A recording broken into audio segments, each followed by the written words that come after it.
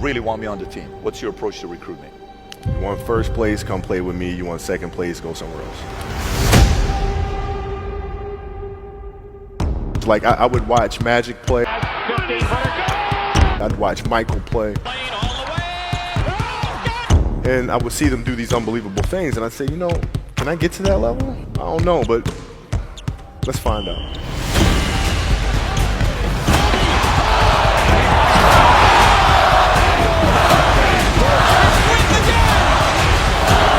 That's why he's the best player in the game. Everything was done to try to learn how to become a better basketball player. Everything. Everything. And so when you have that point of view, then literally the world becomes your library to help you to become better at your craft. So because you know what you want, the world's giving you exactly the information you need to become better at it. Because you know what you're looking for. So many guys tell stories about your work ethic. Yeah. What was really your work ethic like, and for how long did you stay disciplined?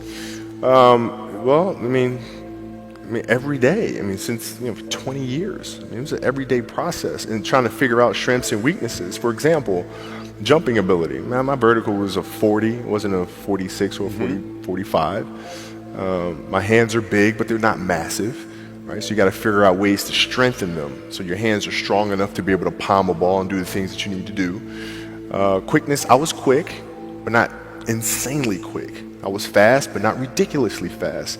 Right? So I had to rely on skill a lot more. I had to rely on angles a lot more. I had to study the game a lot more. And but I enjoyed it though. So like from the time I can remember when I started watching the game, I studied the game, and it just never changed.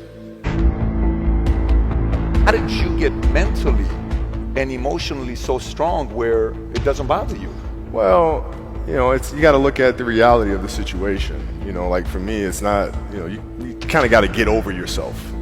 Like, it's not about you, man. Like, okay, you feel embarrassed. You're not that important. Like, get over yourself. That's where you go. Get over yourself, right? Like you're worried about how people may perceive you, and like you're walking around and it's embarrassing because you shot 5 air balls.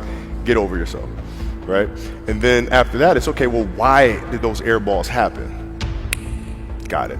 High school, year before, we played 35 games, max, right? Week in between, spaced out, plenty of time to rest. In the NBA, it's back to back to back to back to back to back to back.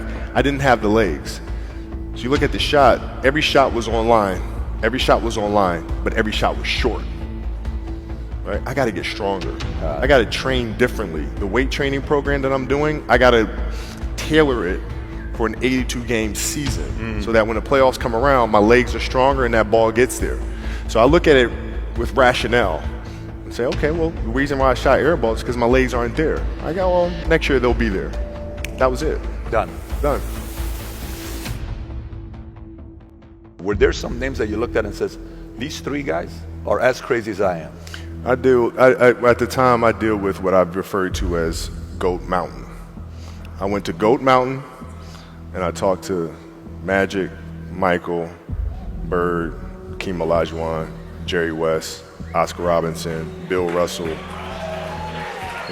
So I would talk to them.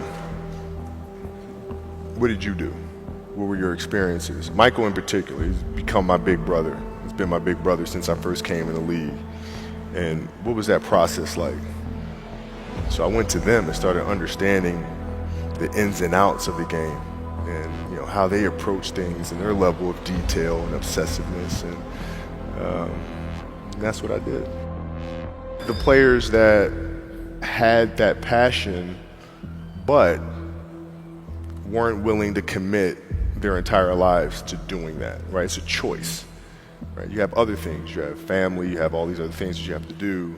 The game can't really be your #1 priority. And so I was just looking at that like, man, this is going to be fun. If I'm buddies with you from high school, if I'm a cousin of yours, what happened to our relationship? How did that gravitate when you went into the league and you're determined to become the greatest, or you're determined to become one of the greatest? What happens to our relationship? Well, it suffers. It does suffer. Oh, yeah. Okay. Yeah. And you understood that. You were okay with that. Well, yeah. And the people that love you, like friends and family, like they know that about you. Got it. So they let you be you. And when you reconvene, you pick back up where you left off. But make no mistake about it, everything in between is lost, right? So those long-term relationships, the commitment of time of, taking like I see a lot of players take vacations with other players that are close friends. And they'll just take vacations just to take vacations, or just hang out just to hang out. Like I never did that. Why not though? Why didn't you do that? Well, because when I retire, I didn't want to have to say, I wish I would have done more. I don't want that. You know, I don't want that. You know, you got a lot of people paying their hard-earned money to come watch you perform. To see me today. Yeah. Oh, man. Yeah. It's a good separation for me, you know, emotionally, to be able to put myself in a place where at practice or when I'm training or during games, I switch my mind to something else. I switch my mode into something else, right? For me, it's the equivalent of Maximus Decimus Meridius in Gladiator picking up the dirt, smelling the dirt.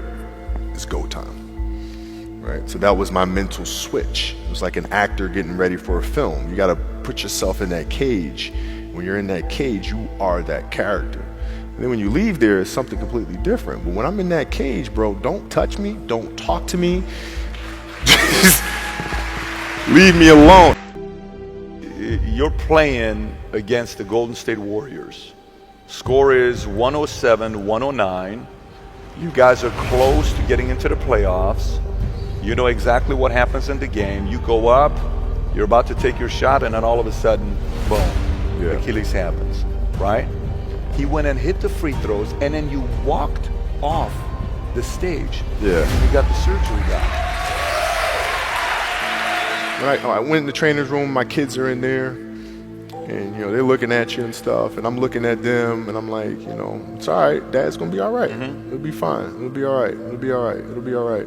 As a parent, you gotta set the example. You gotta set the example. This is another obstacle.